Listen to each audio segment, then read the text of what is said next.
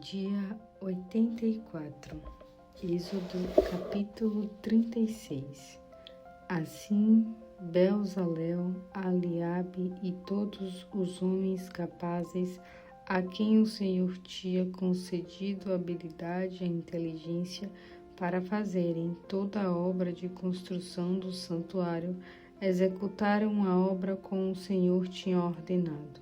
Moisés chamou Bezalel, a Eliabe e todos os homens hábeis em cujo coração o Senhor tinha colocado sabedoria e que tinha se colocado à disposição para vir e começar a obra.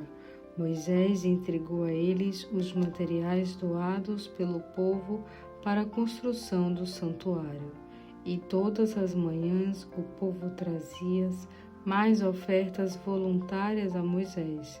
Por isso, todos os construtores habilidosos que trabalhavam no santuário interromperam o trabalho e disseram a Moisés: "O povo está trazendo muito mais do que é necessário para realizar a obra que o Senhor ordenou."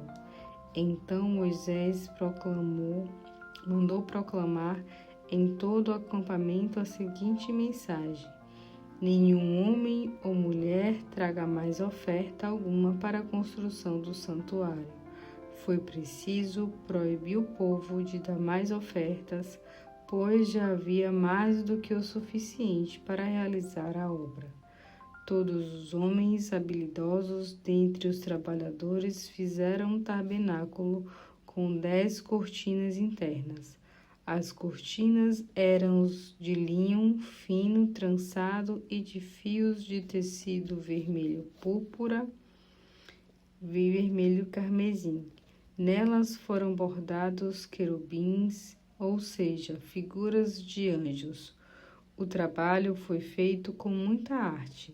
Cada cortina media 12 metros e 60 centímetros de comprimento por 1,80 m de largura. Ligaram 5 cortinas internas umas às outras e fizeram o mesmo com as outras 5. Fizeram laços de tecido azul ao longo da borda da última cortina de cada um dos conjuntos de cortinas. Depois fizeram 50 laços da primeira cortina interna e 50 laços na última cortina do segundo conjunto. Os laços ficavam de frente uns para os outros. Os 2 conjuntos de cortinas foram presos um ao outro por meio de 50 prendedores de ouro. Dessa maneira, o tabernáculo ficou sendo uma peça só. A cobertura do tabernáculo foi feita com um total de 11 cortinas de pelos de cabra, e todas as cortinas internas tinham o mesmo tamanho, ou seja, 13,5 metros de comprimento por 1,80 m de largura. Prenderam 5 cortinas umas nas outras, formando um único conjunto, e as outras 6 formaram outro conjunto. Depois fizeram 50 laços em volta da borda da última cortina de um dos conjuntos e também na borda da última cortina do outro conjunto. Fizeram também 50 prendedores de bronze para unir a tenda, para se tornar uma peça inteiraça. Fizeram mais uma cobertura de peles de carneiro tingido de vermelho e por cima desta outra cobertura de couro. Para a estrutura do tabernáculo fizeram amarrações verticais de madeira de acácia. Cada armação media 4 metros de comprimento por 60 centímetros de largura. Cada armação tinha 2 encaixes paralelos, de modo que todas as amarrações ficavam encaixadas umas nas outras. Fizeram também 20 amarrações para o lado sul do tabernáculo, 20 amarrações e 40 bases de prata para serem colocadas debaixo das amarrações, 2 bases para cada amarração, uma para cada junção dos encaixes. Para o outro lado, o lado norte, fizeram a mesma coisa, 20 armações e 40 bases de prata, 2 debaixo de cada armação. Nos fundos, no lado oeste do tabernáculo, fizeram 6 armações, além de 2 armações para os cantos na parte de trás do tabernáculo. Nesses 2 cantos, as armações eram duplas, formando uma só peça, até a primeira argola que ficava na parte de cima. Portanto, havia 8 armações ao todo, e todas estavam fixas em 16 bases de prata, 2 para cada armação. Também fizeram travessões de madeira de acácia, 5 para as armações de um lado do tabernáculo e 5 para armações do outro lado e 5 para as armações para a parte de trás do tabernáculo, que dá para o ocidente. Fizeram travessão central, passando pelo meio das amarrações, ligando todas as armações de ponta a ponta do tabernáculo. As armações e as travessas foram revestidas de ouro e fizeram as argolas de ouro para sustentar os travessões. Para a parte de dentro do tabernáculo, fizeram um véu de linho fino, trançado e de fios de tecido azul, vermelho púrpura e vermelho carmesim, e mandaram bordar por artistas figuras de querubins. O véu ficou pendendo de 4 colunas de madeira de acácia recobertas de ouro.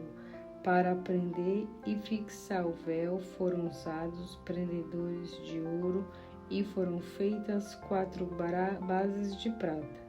Para a entrada do tabernáculo fizeram a cortina de linho fino, trançado e de fios de tecido azul, vermelho púrpura e vermelho carmesim. O trabalho foi confiado a um bordador. Para sustentar as cortinas, fizeram 5 colunas com os prendedores necessários. Revestiram de ouro a parte de cima das colunas e as molduras das cortinas, mas as 5 bases eram de bronze. João, capítulo 15. Eu sou a videira verdadeira e meu pai é o lavrador. Todo ramo que estando em mim não dá fruto, ele corta e poda os ramos que dão fruto, para que produzam ainda mais fruto. Ele já limpou vocês pela palavra que lhes tenho falado. Permaneçam em mim e eu permanecerei em vocês, pois nenhum ramo pode dar fruto quando está separado da videira. Nem vocês podem produzir frutos se não permanecerem em mim. Sim, eu sou a videira, vocês são os ramos. Todo aquele que permanecer em mim e eu nele, esse produzirá muito fruto. Porque separados de mim, vocês não podem fazer coisa alguma. Quando alguém não permanece em mim, é jogado fora como um ramo imprestável.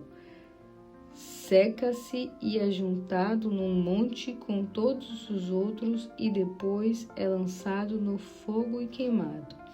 Mas se vocês permanecem em mim e obedecem às minhas ordens, podem fazer o pedido que quiserem e isso será concedido. Os meus verdadeiros discípulos dão colheitas abundantes. Isso resulta em grande glória para o meu Pai. Eu tenho amado a vocês tal como o Pai me amou. Permaneçam no meu amor. Se vocês obedecerem aos meus mandamentos, permanecerão no meu amor, assim como eu obedeço aos mandamentos do meu Pai e permaneço no seu amor. eu lhes disse isso para que a minha alegria esteja com vocês. Sim, vocês vão ficar transbordando com a minha alegria. O meu mandamento é este: amem uns aos outros como eu amo a vocês. E esta é a maneira de medir o amor. O maior amor é demonstrado quando uma pessoa entrega a vida pelos seus amigos. Vocês serão meus amigos se me obedecerem. Eu já não os chamo de escravos, porque um escravo não sabe o que o seu senhor faz. Agora vocês são os meus amigos, e a prova é o fato de que eu lhe disse tudo o que o meu Pai me disse. Vocês não escolheram a mim, eu é que escolhi vocês. Eu os chamei para irem e darem fruto, fruto que permanece, para que tudo o que pedirem ao Pai em meu nome, Ele conceda a vocês. Este é o meu mandamento: amem-se uns aos outros. Se o mundo os odeia, lembre-se, o mundo me odiou antes de odiar vocês. O mundo amaria vocês se permanecessem a ele. Todavia, vocês não são do mundo, pois eu escolhi vocês, tirando-os do mundo. Por isso é que são odiados pelo mundo. Lembrem-se de que eu lhe disse: nenhum escravo é maior do que o seu senhor. Portanto, já que eles me perseguiram, naturalmente perseguirão vocês. E se eles me tivessem ouvido, ouviriam a vocês. O povo do mundo os perseguirá por causa de mim, pois eles não conhecem aquele que me enviou. Eles não seriam culpados se eu não tivesse vindo, nem tivesse falado. Porém, agora eles não têm desculpa pelo seu pecado. Todo aquele que me odiar também odeia o meu Pai. Se eu não tivesse realizado obras que ninguém mais fez, não seria considerado culpados. Mas agora eles as viram e mesmo assim odeiam a mim e ao meu Pai. Mas isso acontece para que se cumprisse o que está escrito na lei deles: eles me odiarão sem motivo. Porém, eu enviarei o Consolador a vocês, o Espírito da Verdade. Ele virá do Pai para vocês e testemunhará ao meu respeito. E vocês também devem testemunhar ao meu respeito, porque tem estado comigo desde o princípio. Provérbios, capítulo 12. Quem ama a disciplina, ama o conhecimento, mas o tolo odeia a repreensão. O Senhor abençoa o homem que pratica o bem, mas condena o homem que vive planejando o mal. A maldade nunca produz uma vida feliz e bem-sucedida, mas a justiça dá ao homem uma base bem firme para a vida. Uma esposa fiel é dedicada e a coroa do seu marido, mas uma esposa leviana é como uma doença nos ossos. Os pensamentos dos justos são retos, mas os perversos só pensam em maldade e mentiras. As palavras dos perversos são armadilhas mortais, mas as palavras dos justos salvam vidas. Os perversos serão destruídos e desaparecerão, mas a cada justo permanecerá para sempre. Todos elogiam o homem segundo a sua sabedoria, mas o homem que tem a mente cheia de maldade e maus pensamentos é desprezado.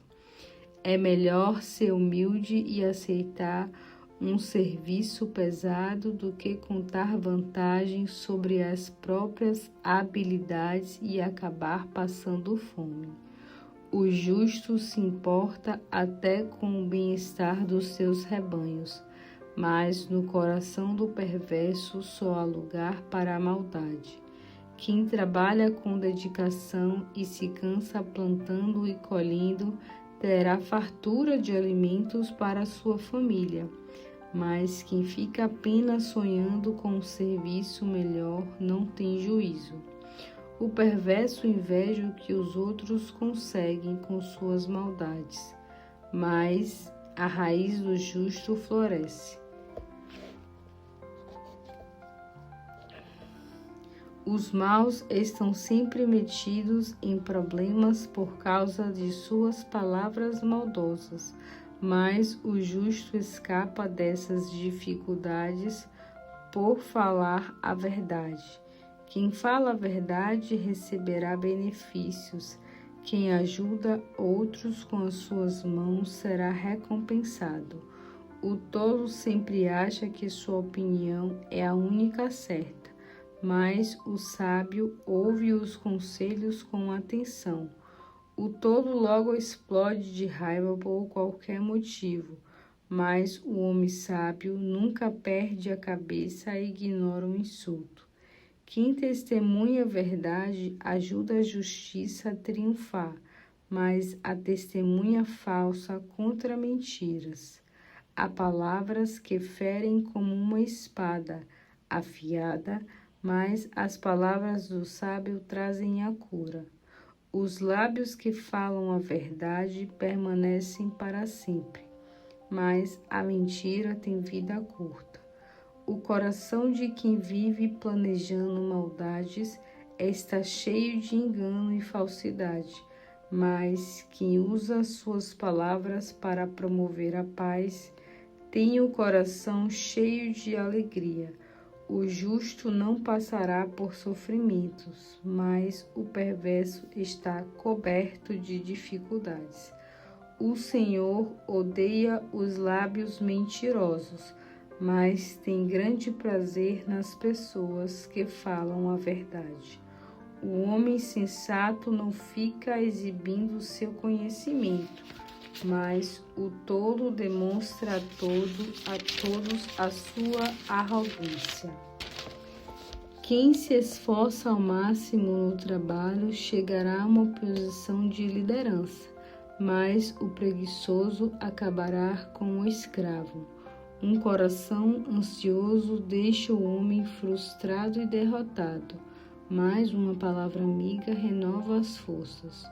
O justo ajuda o próximo a vencer na vida, mas o perverso só prejudica e destrói.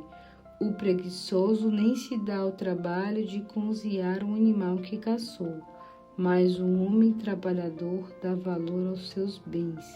Quem segue pelo caminho da justiça encontrará a vida, o caminho que nos preserva da morte.